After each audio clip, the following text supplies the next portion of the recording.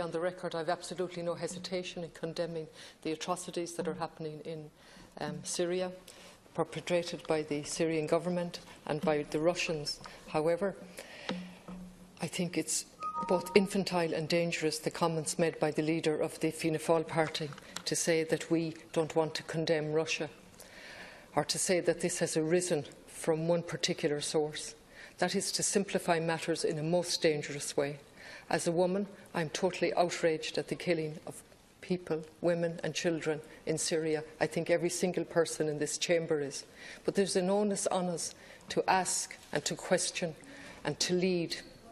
And I would agree with the comments that have been made by Deputy Wallace and others in relation to acting as a neutral country and using our power and our moral power to call for a ceasefire and not to take sides, but absolutely to condemn the violence on both sides. And America is right in there, funding and arming the what are known as the rebels. And Minister, you made a speech today, and I agree with some of it. And you pointed out that Syria is a sovereign country and should have the right to make its own decisions, and I fully agree with you on that. However, there is no sense of urgency in this chamber, nor in Europe. This is the first time that Syria has been discussed, I understand, ever, despite the fact that the war has gone on now in its 6th year. There's never been a discussion. So once again, we have been forced by the people of Ireland. They want us to lead. They want us to stand up.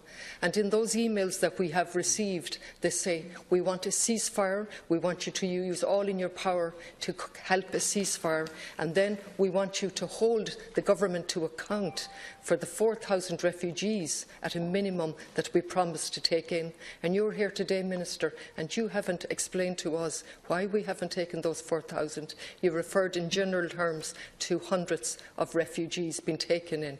We promised to take in 4,000. And as I speak, the leaders of our Taoiseach and the other leaders of Europe are having dinner.